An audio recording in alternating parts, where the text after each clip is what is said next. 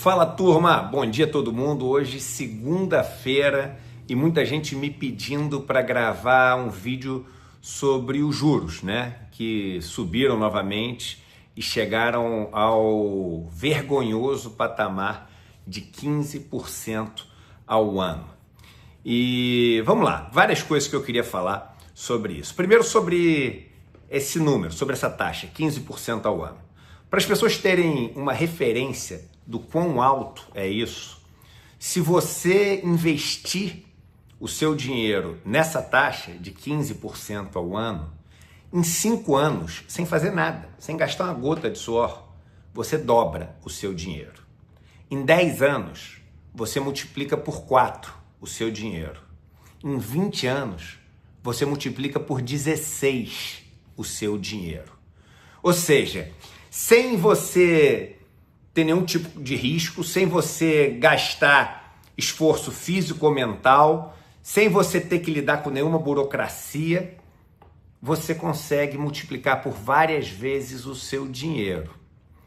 Se você tem um dinheiro guardado, você acha que as pessoas vão escolher investir abrindo um negócio, contratando gente, tentando desenvolver uma nova ideia, ou vão simplesmente botar o dinheiro no banco e esquecer negócio de trabalho e ficar ali, enfim, só vivendo de renda? A resposta é óbvia. Claro que as pessoas vão viver de renda.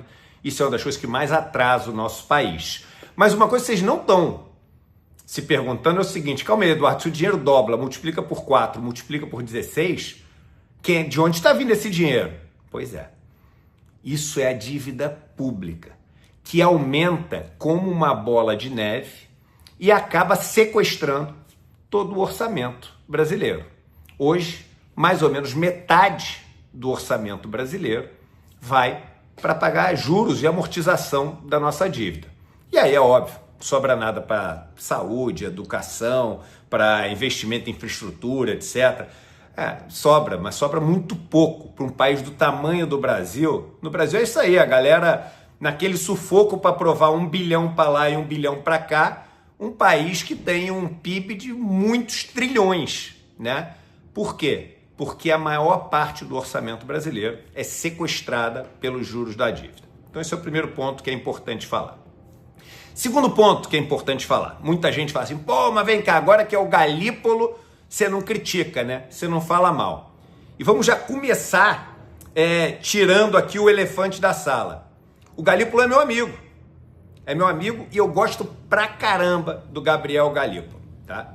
Dito isso, eu queria falar uma coisa para vocês. Eu tenho críticas ao Banco Central, muitas, tá? Eu acho que, por exemplo, a gente hoje, né, tinha que encarar de vez a metodologia que existe no Banco Central para fazer todas as previsões deles. Eles usam as fórmulas que eles usam para dizer o quanto, se a gente subir os juros ou cair os juros, o quanto vai ter de impacto na inflação.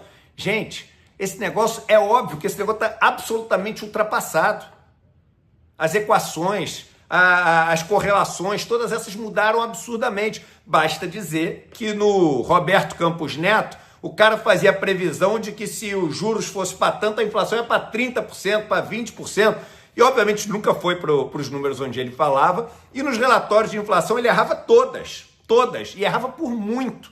Então, assim, as equações do Banco Central estão erradas, mas elas são importantes para manter o medo das pessoas. Mudou essa metodologia? Mudaram essas equações? Que eu saiba, nada. O Boletim Focus. A turma manipulou o Boletim Focus.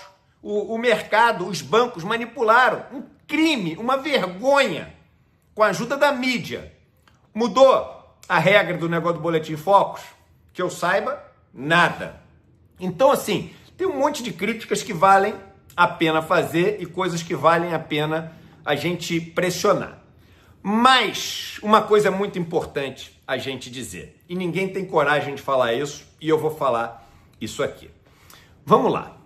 A verdade é que hoje, se a gente colocar qualquer pessoa no Banco Central e não mudar a lógica do nosso modelo econômico, não vai adiantar nada. Você pode botar quem você quiser de presidente do Banco Central. Sabe o que vai acontecer? O que vai acontecer é o seguinte, quando aumentar um pouquinho a inflação, o cara vai sair subindo juros, subindo juros, subindo juros, subindo juros. O dólar começou a esticar para cima, vai subir juros, subir juros, subir juros, subir juros. A economia começou a voltar um pouco mais forte, vai subir juros, subir juros, subir juros, subir juros. Por quê? Porque a lógica econômica hoje nos torna refém disso. Então, vamos lá. Quando o Galípolo assumiu o Banco Central, estava ali o dólar acima de 6, o negócio degringolando todo, caos, terror e pânico. Vamos supor que o cara tenta dar uma de herói ali. Fala assim, eu vou cair 10% os juros. Né? O que ia acontecer? Ia acontecer o seguinte, caos generalizado. Por quê? Porque isso não ia vir junto com o enfrentamento do governo de uma mudança necessária que a gente precisa da economia. Agora, se a galera acha que a gente vai ter um governo que não luta contra as privatizações que foram feitas, que tem como principal bandeira o ajuste fiscal, a responsabilidade fiscal, que a gente vai ter um governo que não fala em dar força para as nossas estatais. Pelo contrário, abre o caminho para a gente privatizar mais coisa ainda. Se a gente acha que a gente vai ter um governo que defende todas essas bandeiras e o Banco Central vai chegar lá e vai começar a cair juro, cair juro, cair juro, cair juro, vocês estão vivendo o mundo dos sonhos.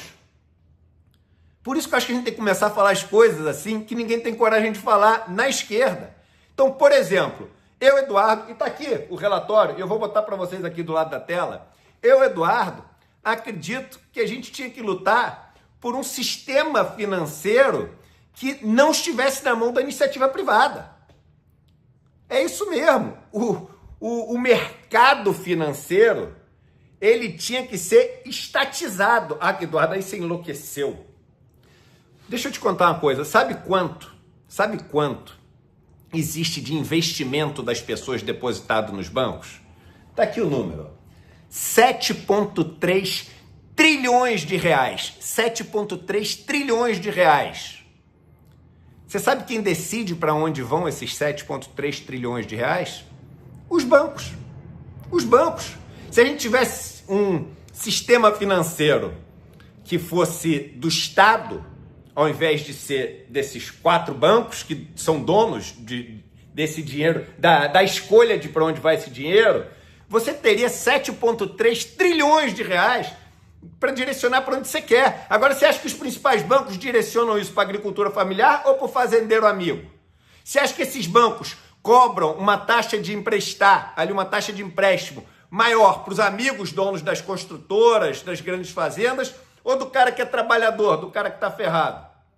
Gente, por que a China é tão poderosa? São muitos fatores, mas um dos fatores é o seguinte, todo o sistema financeiro ali está na mão do Estado. Então, ele tem, além do orçamento que você tem, orçamento público, não sei o quê, você tem um orçamento monstruoso, que é do dinheiro das pessoas, para você canalizar para onde você quer. No Brasil, a gente fica brigando para ter 2 bilhões para cá, 5 bilhões para lá, 10 bilhões para cá, e tem 7,3 trilhões com T de tatu, entendeu?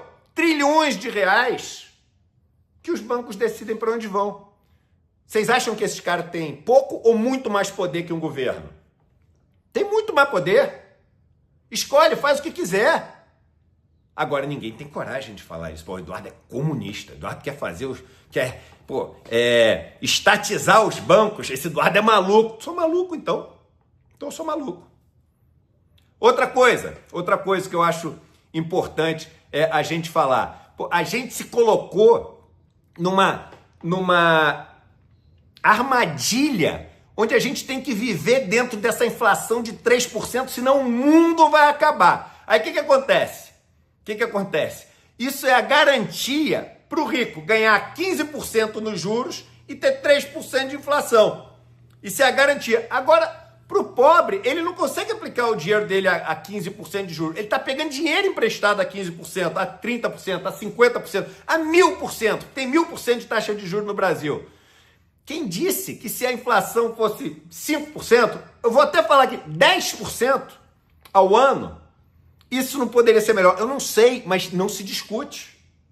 Outra coisa, a gente tem aqui no Brasil o seguinte, superávit primário como assim, um dogma. É uma religião. O que quer dizer? Quer dizer o seguinte, que assim, a gente tem que ficar desesperado para pagar antes o dinheiro dos banqueiros, antes do quê? Antes do que o dinheiro da educação, antes do que o dinheiro da saúde, antes do que o dinheiro do aposentado, antes do que o dinheiro para consertar a estrada, antes do que o dinheiro para construir novas instalações, para a gente se modernizar. Antes de tudo isso, tem que pagar o dinheiro do banqueiro. Por quê? Porque é mais importante. E aí, veja se você me entende. Enquanto a gente se basear no tal do tripé macroeconômico, enquanto a gente santificar o superávit primário, enquanto a gente der esse poder todo para os bancos, eu já falei aqui várias vezes, aquela história da poupança, por que a gente não reformula inteira a poupança, tira esse dinheiro dos bancos todos, desses fundos onde eles mandam, põe tudo para a caderneta de poupança, faz uma poupança multitrilionária. E aí o governo direciona para onde vai a poupança. Tem maneira de fazer, só que enquanto a gente deixar isso tudo na mão dos bancos, enquanto a gente tiver essa história da responsabilidade fiscal mandando em tudo, enquanto a gente tiver esse fantasma, esse terror, que se a inflação não for 3%, pô, o mundo vai acabar. Enquanto a gente tiver tudo isso, galera, vocês podem botar quem vocês quiserem no Banco Central, que vai subir juros. Vai subir juros, e não quero tirar culpa, nem botar culpa no Galípolo. Põe outro, escolhe um outro nome qualquer, o mais radical. E aí eu vou falar a última coisa desse vídeo. Quem chegou até aqui vai ouvir a verdade mais dura do mundo. Sabe o que é uma ideia hegemônica? Uma ideia hegemônica é aquela ideia que todo mundo acaba que acredita nela. É meio que o default, é o padrão da tua cabeça. Então, mesmo quando tu diz que não acredita, se ela é hegemônica, cuidado, irmão.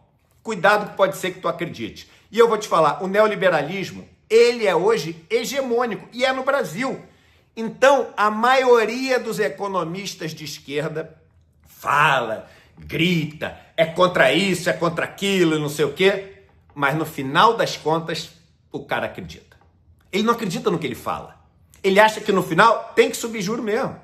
Ele acha que no final o negócio está arriscado. Ele acha que no final não vale a pena enfrentar. Ele chega na reunião e fala assim, pô, mas eu estou preocupado com as contas públicas. Eu estou não sei o quê. E não quer dizer que não tem que estar preocupado com as contas públicas. Não quer dizer que não tem que ter uma boa gestão. Quer dizer o seguinte, que se não mudar o modelo, o Banco Central vai responder igual. Ou a outra opção é o seguinte, botar um maluco no Banco Central, que o governo não vai mudar nada, a lógica econômica não vai mudar nada, e o governo vai falar o seguinte, o Banco Central vai falar, cai o juro para 5%. Aí vocês vão ver caos. Só que caos sem o lado bom. Porque é o seguinte, quando a gente resolver mudar a lógica econômica, vai dar uma paura. Vai dar um pouco de caos. Porque vai dar enfrentamento, vai dar conflito. Vocês acham que a galera da Faria Lima vai querer largar o osso sem enfrentamento? Vocês acham que a galera da Faria Lima vai querer deixar de ganhar essa fortuna, dobrar o dinheiro em 5 anos, sem enfrentamento?